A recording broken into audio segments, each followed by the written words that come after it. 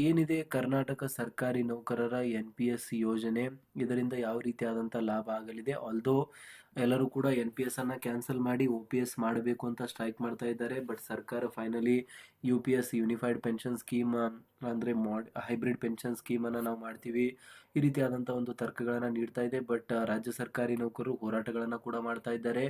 And ಎಲ್ಲೊಂದ್ ಕಡೆ ಕರ್ನಾಟಕ ಸರ್ಕಾರವು ಕೂಡ ನಾವು NPS ಅನ್ನ ಕ್ಯಾನ್ಸಲ್ ಮಾಡಿ OPS ಅನ್ನ ಮರು ಜಾರಿ ಮಾಡುವಂಥ ಒಂದು ಕಾರ್ಯವನ್ನು ಕೂಡ ಮಾಡ್ತೇವೆ. ಅದಕ್ಕೆ ಸಂಬಂಧಿಸಿದಂತೆ ಕಮಿಟಿಯನ್ನು ಕೂಡ ರಚನೆ ಮಾಡಲಾಗಿದೆ. ಆಲ್ರೆಡಿ ಎಲ್ಲವೂ ಕೂಡ ನಡೆದಿದೆ. ಬಟ್ ನೀವೇನಾದರೂ NPS ನ ಬಗ್ಗೆ ಇನ್ನೂ ಕೂಡ ಕರೆಕ್ಟಾಗಿ ತಿಳಿದುಕೊಂಡಿಲ್ಲ ಅಂದರೆ ದಯವಿಟ್ಟು ಈ ಒಂದು ವಿಡಿಯೋನ ಕೊನೆವರೆಗೂ ನೋಡಿ. ಯಾಕೆ NPS ಹಾನಿಕಾರಕ ಅಂತ ಹೇಳಲಾಗುತ್ತೆ? ಆ್ಯಕ್ಚುಲಿ NPS ವರ್ಕ್ ಆಗೋದಾದರೂ ಹೇಗೆ? ಅಂದರೆ ಒಂದು ಹಾನಿಕಾರಕ ಇದೆ ಅಥವಾ ಬೇಡ ಅಂತ ನಾವು ಹೇಳ್ತಾ ಇದ್ದೀವಿ ಅಂದರೆ ಯಾಕೆ ಇದನ್ನ ಬೇಡ ಅಂತ ಹೇಳಲಾಗ್ತಾ ಇದೆ? ಯಾಕೆ ಸರ್ಕಾರಿ ನೌಕರರ ಜೊತೆ ಇದು ಚೆಲ್ಲಾಟ ಅಂತ ಹೇಳಲಾಗ್ತಾ ಇದೆ? ಮತ್ತು ಷೇರು ಮಾರುಕಟ್ಟೆಯ ಮೇಲೆ ಇದು ಯಾವ ರೀತಿಯಾಗಿ ಡಿಪೆಂಡ್ ಆಗಿದೆ? ಈ ಎಲ್ಲ ಒಂದು ಮಾಹಿತಿಯನ್ನು ಇವತ್ತಿನ ಒಂದು ವಿಡಿಯೋದಲ್ಲಿ ಕಂಪ್ಲೀಟ್ ಆಗಿ ನಾವು ಪಡೆಯುವಂಥ ಒಂದು ಪ್ರಾಮಾಣಿಕ ಪ್ರಯತ್ನವನ್ನು ಮಾಡೋಣ. ಸೊ ಹಾಗಾಗಿ ವಿಡಿಯೋನ ದಯವಿಟ್ಟು ಕೊನೆವರೆಗೂ ನೋಡಿ. ಆ್ಯಂಡ್ ಚಾನಲ್ಗೆ ಏನು ಸಬ್ಸ್ಕ್ರೈಬ್ ಆಗಿಲ್ಲ ಅಂದರೆ ಸಬ್ಸ್ಕ್ರೈಬ್ ಮಾಡ್ಕೊಳ್ಳಿ. ಸರ್ಕಾರಿ ನೌಕರರು ಮತ್ತು ಪಿಂಚಣಿದಾರರಿಗೆ ಉಪಯುಕ್ತವಾಗಿರುವಂಥ ಮಾಹಿತಿಯನ್ನು ನಾವು ಡೇ ಟು ಡೇ ಕೊಡ್ತಾ ಇರ್ತೇವೆ. ಆಲ್ ರೈಟ್, ಸೊ ಈ ಒಂದು ಶೀರ್ಷಿಕೆಯಲ್ಲಿ ನೀವು ನೋಡ್ತಾ ಇರುವಂಥದ್ದು ಕರ್ನಾಟಕ ಸರ್ಕಾರಿ ನೌಕರರ NPS ರಾಷ್ಟ್ರೀಯ ಪಿಂಚಣಿ ಯೋಜನೆಯ ವಿವರ, ಲಾಭ ಮತ್ತು ನಷ್ಟಗಳು ಮತ್ತು ಪಿಂಚಣಿಯ ಲೆಕ್ಕಾಚಾರದ ಸಂಪೂರ್ಣ ಮಾಹಿತಿ ಅಂತ. So first of all basic ಇಂದ ಸ್ಟಾರ್ಟ್ ಮಾಡೋಣ. ವಾಟ್ ಈಸ್ NPS ಅಂತ? ಪಿಂಚಣಿ ಅಂದರೆ NPS ಅಂದರೆ ಏನು, ಅದರ ಒಂದು ಅರ್ಥ ಏನಿದೆ? So NPS stands for national pension system ಎನ್ನುವುದು ಮಾರುಕಟ್ಟೆ ಆಧಾರಿತ ಪಿಂಚಣಿ ಯೋಜನೆ ಆಗಿದೆ. ಇದೊಂದು ಷೇರು ಮಾರುಕಟ್ಟೆ ಆಧಾರಿತ ಪಿಂಚಣಿ ಆಗಿರುವಂಥದ್ದು. ಇದು 2006ರ ನಂತರ ನೇಮಕವಾದ ರಾಜ್ಯ ಸರ್ಕಾರಿ ನೌಕರರಿಗೆ ಕಡ್ಡಾಯವಾಗಿದೆ. ನೌಕರರು ತಮ್ಮ ಮಾಸಿಕ ಮೂಲ ವೇತನದ 10% ಕೊಡುಗೆಯಾಗಿ ನೀಡುತ್ತಾರೆ. ಸರ್ಕಾರವು ಅದಕ್ಕೆ ಸಮಾನವಾಗಿ ಪ್ರಸ್ತುತ 14% ಕೊಡುಗೆಯನ್ನು ನೀಡುತ್ತದೆ. ಈ ಹಣವನ್ನು ಪಿಂಚಣಿ ನಿಧಿ ನಿಯಂತ್ರಕ PFRDA ಮೂಲಕ ಹೂಡಿಕೆ ಮಾಡಲಾಗುತ್ತದೆ. ಸೊ ಬೇಸಿಕಲಿ ಇದರ ಒಂದು ಬೇಸಿಕ್ ಡೆಫಿನೇಷನ್. ಇದೊಂದು ಷೇರು ಮಾರುಕಟ್ಟೆ ಆಧಾರಿತ ಪಿಂಚಣಿ ವ್ಯವಸ್ಥೆಯಾಗಿದೆ. ಸೊ ಇದರಲ್ಲಿ 10% ವಂತಿಗೆ ಸರ್ಕಾರಿ ನೌಕರರು ನೀಡಬೇಕಾಗುತ್ತದೆ, 14% ವಂತಿಗೆ ಸರ್ಕಾರ ನೀಡುತ್ತೆ, ಮತ್ತೆ ಇದನ್ನ ಟೋಟಲ್ ಆಗಿ PFRDA ಮೂಲಕ ಮಾರುಕಟ್ಟೆಯಲ್ಲಿ ಹಣವನ್ನು ಹೂಡಿಕೆ ಮಾಡಲಾಗುತ್ತದೆ.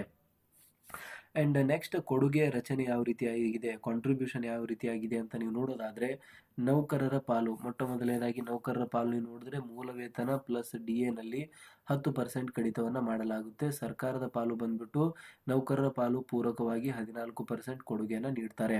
ಈ ಒಟ್ಟು ಹಣವು ಪ್ರತಿಯೊಬ್ಬ ನೌಕರನ ಪ್ರತ್ಯೇಕ ಪರ್ಮನೆಂಟ್ ರಿಟೈರ್ಮೆಂಟ್ ಅಕೌಂಟ್ ನಂಬರ್ ಖಾತೆಯಲ್ಲಿ ಜಮಾ ಆಗುತ್ತದೆ. ಸೊ ನೀವು ಕೂಡ ಸರ್ಕಾರಿ ನೌಕರರಾಗಿದ್ದರೆ, ಇತ್ತೀಚೆಗೆ ಅಂದರೆ 2006 ನಂತರ ನೇಮಕವಾಗಿದ್ದರೆ ನಿಮ್ಮದು ಕೂಡ ಒಂದು ಪ್ರ್ಯಾನ್ ಖಾತೆಯನ್ನು ಮಾಡಲಾಗಿರುತ್ತೆ. ಆ ಒಂದು ಪ್ರ್ಯಾನ್ ಖಾತೆಯಲ್ಲಿ ನೀವು ಲಾಗಿನ್ ಆಗೋ ಮುಖಾಂತರ ಎಷ್ಟು ಹಣ ನಿಮಗೆ ಆಗಿದೆ ಅಂತ ಕೂಡ, ನಿಮ್ಮ ಒಂದು NPS ಅಕೌಂಟಲ್ಲಿ ಎಷ್ಟು ಹಣ ಆಗಿದೆ ಅಂತ ಕೂಡ ಚೆಕ್ ಮಾಡಿಕೊಳ್ಳಬಹುದಾಗಿದೆ. ಸೊ ಬೇಸಿಕಲಿ ನೀವು ಇಲ್ಲಿ ನೋಡ್ಬೋದು, ಅಥವಾ ಇಲ್ಲಿ ಗೂಗಲಲ್ಲಿ ಕೂಡ ಸರ್ಚ್ ಮಾಡಿದ್ರೆ ಆಗುತ್ತೆ. NPS ಲಾಗಿನ್ ಅಂತ ನೀವೇನಾದರೂ ಸರ್ಚ್ ಮಾಡಿದ್ರೆ, so national pension system first login ಏನು ಕಾಣಿಸ್ತಾ ಇದೆ ನೀವು. ಸೊ ಇದರಲ್ಲಿ ಬೇಸಿಕಲಿ ಪ್ರೋಟಿಯಾನ್ ಅಂತ ಇದೆ. ಸೊ ಈ ಒಂದು ವೆಬ್ಸೈಟ್ನ ಮುಖಾಂತರ ನೀವು NPSಗೆ ಲಾಗಿನ್ ಮಾಡುವುದಕ್ಕೆ ಅವಕಾಶವನ್ನು ಕಲ್ಪಿಸಿ ಕೊಡಲಾಗಿದೆ. ಸೊ ಇಲ್ಲಿ ನೀವು ನೋಡ್ತಾ ಇರುವಂಥದ್ದು NPS ಅಂತ ನೀವು ಇಲ್ಲಿ ಸೆಲೆಕ್ಟ್ ಮಾಡಬೇಕಾಗುತ್ತದೆ. ನಿಮ್ಮ ಒಂದು ಪ್ರ್ಯಾನ್ ಸಂಖ್ಯೆಯನ್ನು ಇಲ್ಲಿ ನಮೂದಿಸಬೇಕಾಗುತ್ತೆ. For example 1 2 3 4 5 6 7 8 9 10. ಓಕೆ, ಸೊ ಇದಾದಮೇಲೆ ನೀವು ಒಂದು ಪಾಸ್ವರ್ಡನ್ನು ಹಾಕ್ತೀರಾ, 1 2 3 4 5 ಅಂತ ಅಂದ್ಕೊಳ್ಳಿ. ಕ್ಯಾಪ್ಚಾನ ಎಂಟರ್ ಮಾಡ್ತೀರಾ, 58 ಪ್ಲಸ್ 6 ಅಂತ. ಸೊ ಬೇಸಿಕಲಿ 64 ಅಂತ ನೀವು ಎಂಟರ್ ಮಾಡ್ತೀರಾ. ಇದಾದಮೇಲೆ ಐ ಅಂಡರ್ಸ್ಟುಡ್ ಮೇಲೆ ಅಂತ ಕ್ಲಿಕ್ ಮಾಡಿ ಸಬ್ಮಿಟ್ ಮಾಡ್ತೀರಾ. ಸೊ ಒಂದ್ಸತಿ ನೀವು ಸಬ್ಮಿಟ್ ಮಾಡಿದ್ಮೇಲೆ ನಿಮ್ಮ ಒಂದು ಅಕೌಂಟ್ನ ಡ್ಯಾಶ್ಬೋರ್ಡ್ ಓಪನ್ ಆಗುತ್ತೆ. ಆ ಒಂದು ಡ್ಯಾಶ್ಬೋರ್ಡಲ್ಲಿ ಇಲ್ಲಿಯವರೆಗೆ ನೀವು ಎಷ್ಟು ಹಣವನ್ನು ಇಲ್ಲಿ ಹೂಡಿಕೆ ಮಾಡಿದ್ದೀರಾ, ಅದಕ್ಕೆ ಎಷ್ಟು ಬಡ್ಡಿ ಸರ್ಕಾರದ ಕಡೆಯಿಂದ ಸಿಕ್ಕಿದೆ, ಮತ್ತು ನಿಮ್ಮ ಒಂದು ಟೋಟಲ್ ಒಂದು ವಂತಿಗೆ ಒಂದು ತಿಂಗಳಿಗೆ ಎಷ್ಟು ಬರ್ತಾ ಇದೆ, ಈ ಎಲ್ಲ ಒಂದು ವಿಷಯಗಳ ಸಮಗ್ರವಾಗಿರುವಂಥ ಮಾಹಿತಿ ನಿಮ್ಮ ಒಂದು ಈ ಪೋರ್ಟಲ್ನಲ್ಲಿ ಕಾಣಿಸುತ್ತೆ. ಸೊ ಇಂದು CRA.NPS.proteantech.in ಅಂತ ಇದು ಸರ್ಕಾರದಿಂದಲೇ ಕ್ರಿಯೇಟ್ ಮಾಡಿರುವಂಥ ಒಂದು ವೆಬ್ಸೈಟ್ ಆಗಿರುವಂಥದ್ದು. ಇದು ನೋಡಿ, ನ್ಯಾಷನಲ್ ಪೆನ್ಷನ್ ಸಿಸ್ಟಮ್ NPS ಅಂತ ತೋರಿಸ್ತಾ ಇದೆ. ಸೊ ಇದರಲ್ಲಿ ನೀವೆಲ್ಲವೂ ಕೂಡ ನೋಡ್ಬೋದು. ಆ್ಯನ್ಯುವಲ್ ಟ್ರಾನ್ಸಾಕ್ಷನ್ ಸ್ಟೇಟ್ಮೆಂಟ್ಸ್, UPS ಪಾಸ್ಬುಕ್ಕನ್ನು ನೋಡ್ಬೋದು, withdrawal, utility, invest in NPS. ನೀವು ಬೇಕಂದರೆ ಜಾಸ್ತಿ ಹಣ ಇನ್ನೂ ಕೂಡ ನಾನು ಹೂಡಿಕೆ ಮಾಡಬೇಕು ಅಂದರೆ ಅದರಲ್ಲಿ ಆ್ಯಡ್ ಮಾಡೋಕ್ಕೆ ಕೂಡ ಒಂದು ಆಪ್ಷನ್ ಇರುತ್ತೆ, ಅದರಿಂದ ನೀವು ಆ್ಯಡ್ ಕೂಡ ಮಾಡ್ಬೋದು. ಸೊ ಅದನ್ನು ಒಂದು ಡೆಮೋ ಅಕೌಂಟಲ್ಲಿ ಲಾಗಿನ್ ಮಾಡಿ ಯಾವ ರೀತಿಯಾಗಿ ಇದು ಕಾಣಿಸುತ್ತೆ ಅಂತ ಇನ್ನೊಂದು ವಿಡಿಯೋದಲ್ಲಿ ನಾವು ಡಿಸ್ಕಸ್ ಮಾಡೋಣ. ಸೊ ಅದು ಬೇಕೆಂದರೆ NPS ಅಂತ ಕಮೆಂಟ್ ಮಾಡಿ, ಅದಕ್ಕೆ ಸಂಬಂಧಿಸಿದಂತೆ ಒಂದು ಸಪ್ರೇಟ್ ವಿಡಿಯೋನ ನಾವು ಮಾಡ್ತೀವಿ. ಸೊ ಅದರಲ್ಲಿ ಯಾವ ರೀತಿಯಾಗಿ ಈ ಎಲ್ಲ ಒಂದು ಡೀಟೇಲ್ಸನ್ನು ನೋಡೋದು, ಯಾವ ರೀತಿ ಇದರ ಒಂದು ಪಾಸ್ವರ್ಡನ್ನು ರೀಸೆಟ್ ಮಾಡೋದು ಎಲ್ಲವನ್ನು ಕೂಡ ನಿಮಗೆ ತಿಳಿಸಿ ಕೊಡ್ತೇವೆ. ನಾವು returning back to our topic. So basically ಇದನ್ನು ಪರ್ಮನೆಂಟ್ ರಿಟೈರ್ಮೆಂಟ್ ನಂಬರ್ ಅಂದರೆ ಪ್ರ್ಯಾನ್ ನಂಬರ್ ಅಂತ ಕರಿತೀವಲ್ಲ, ಇಲ್ಲಿ ನೋಡಿ PRNNPS permanent retirement account number enter ಮಾಡಿ ಅಂತ ಅಲ್ಲಿ ಕೇಳಲಾಗ್ತಾ ಇದೆ. ಸೊ ಪ್ರ್ಯಾನ್ ಅಂದರೆ ಇದು ಯೂನಿವರ್ಸಲ್ ಇರುತ್ತೆ. ಸೊ ಒಮ್ಮೆ ಜನರೇಟ್ ಆದರೆ ಅದೇ ಕಂಟಿನ್ಯೂ ಆಗಿ ಉಳಿಯುವಂಥದ್ದು. ಸೊ NPSನ ಅನುಕೂಲಗಳೇನಿದೆ ಅಂತ ನೀವು ನೋಡೋದಾದರೆ, ಮೊಟ್ಟ ಮೊದಲನೇದಾಗಿ ಪಾರದರ್ಶಕತೆ ಇರುತ್ತೆ. ಇದರಲ್ಲಿ ನೌಕರರು ಆನ್ಲೈನ್ ಮೂಲಕ ತಮ್ಮ ಖಾತೆಯ ಬ್ಯಾಲೆನ್ಸನ್ನು ಮತ್ತು ಹೂಡಿಕೆಯ ಆದಾಯವನ್ನು ಪ್ರತಿದಿನ ನೋಡಬಹುದಾಗಿದೆ. ನೀವು ಪ್ರತಿದಿನ ಕೂಡ ನಿಮ್ಮೊಂದು ಹೂಡಿಕೆ ಯಾವ ರೀತಿಯಾಗಿ ಕೆಲಸ ಮಾಡುತ್ತಿದೆ ಅಂತ ನೋಡಬಹುದಾಗಿದೆ. ಪೋರ್ಟೆಬಿಲಿಟಿ, ನೌಕರನು ಕೆಲಸ ಬದಲಾಯಿಸಿದರೂ ಕೂಡ ಅಥವಾ ಒಂದು ರಾಜ್ಯದಿಂದ ಇನ್ನೊಂದು ಕೇಂದ್ರಕ್ಕೆ ಹೋದರೂ ಕೂಡ NPS ಖಾತೆ ಬದಲಾಗುವುದಿಲ್ಲ. NPS ಖಾತೆ ಸೇಮ್ ಆಗಿ ಉಳಿಯುತ್ತದೆ. ತೆರಿಗೆ ವಿನಾಯಿತಿ, ಆದಾಯ ತೆರಿಗೆ ಕಾಯ್ದೆಯಡಿ ಹೂಡಿಕೆ ಮೇಲೆ ತೆರಿಗೆ ವಿನಾಯಿತಿ ಲಭ್ಯವಿದೆ. ಸೊ ಹಳೆಯ ತೆರಿಗೆ ಸಿಸ್ಟಮ್ ಮತ್ತು ಹೊಸ ತೆರಿಗೆ ಸಿಸ್ಟಮಲ್ಲಿಯೂ ಕೂಡ ಟ್ಯಾಕ್ಸ್ ಬೆನಿಫಿಟ್ ಇದಕ್ಕೆ ಸಿಗುವಂಥದ್ದು.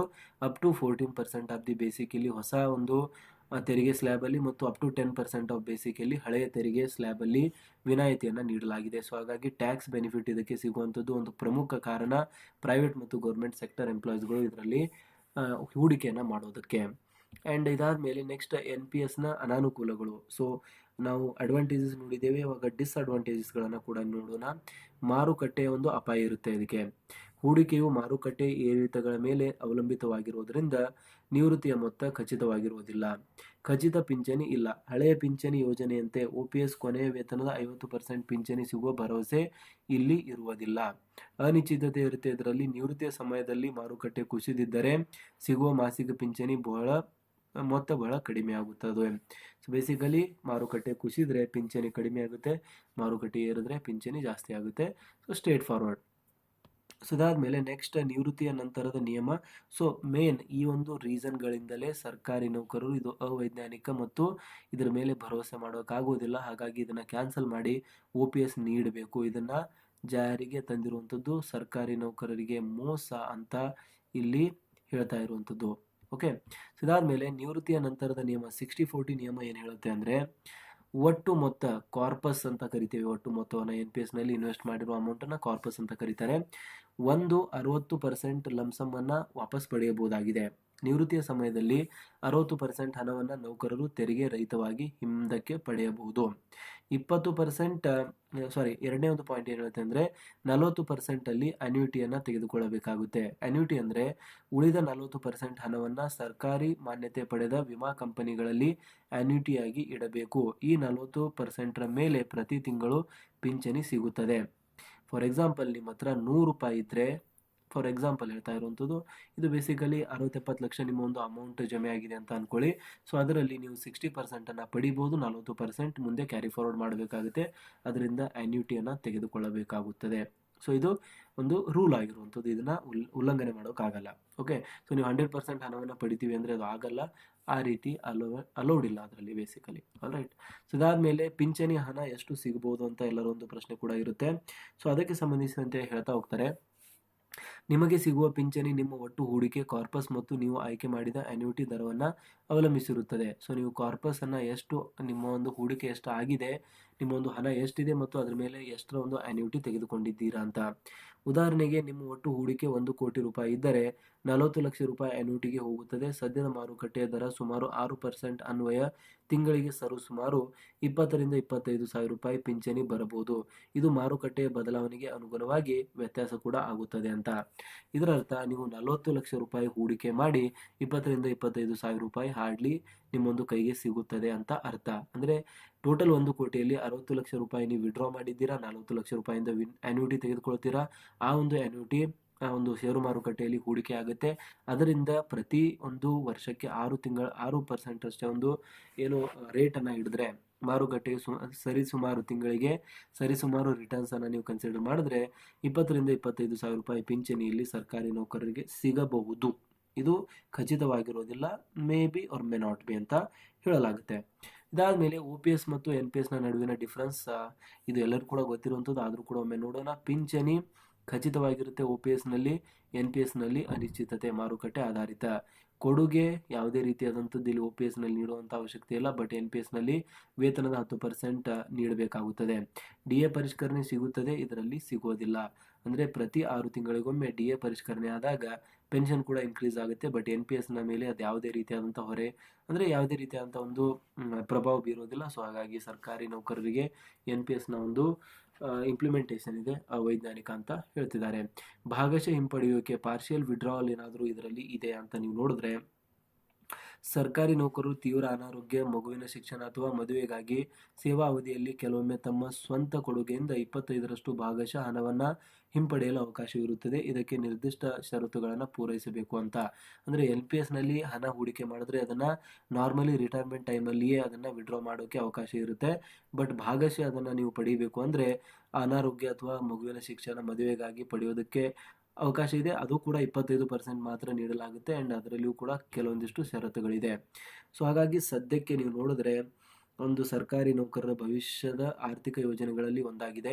ಸರ್ಕಾರವು OPS ಮರುಸ್ಥಾಪನೆ ಕುರಿತು ಚರ್ಚಿಸುತ್ತಿರುವ ಹಿನ್ನೆಲೆಯಲ್ಲಿ ಈ ಮಾಹಿತಿ ನಿಮಗೆ ಉಪಯುಕ್ತವಾಗಬಹುದು ಅಂತ ನಾವು ಈ ಒಂದು ಮಾಹಿತಿಯನ್ನು ರೆಡಿ ಮಾಡಿದ್ದೇವೆ. ಸೊ ಇದ್ರ ಬಗ್ಗೆ ನಿಮಗೇನಿಸುತ್ತೆ ಕಮೆಂಟಲ್ಲಿ ತಿಳಿಸಿ. ಆ್ಯಂಡ್ NPS ಮತ್ತು OPS ಈ ಎರಡು ಯೋಜನೆಗಳಲ್ಲಿ ಯಾವುದು ಒಳ್ಳೆಯದು, ಯಾವುದು ಚೆನ್ನಾಗಿದೆ, ನಿಮಗೇನು ಅನಿಸುತ್ತೆ, ನಿಮ್ಮ ಒಂದು ಅನಿಸಿಕೆಗಳನ್ನು ಕಮೆಂಟಲ್ಲಿ ಬರೆಯೋದನ್ನು ಮರಿಬೇಡಿ. ಆಲ್ರೈಟ್, ಸೊ ಧನ್ಯವಾದಗಳು. Thanks for watching. See you in the next video.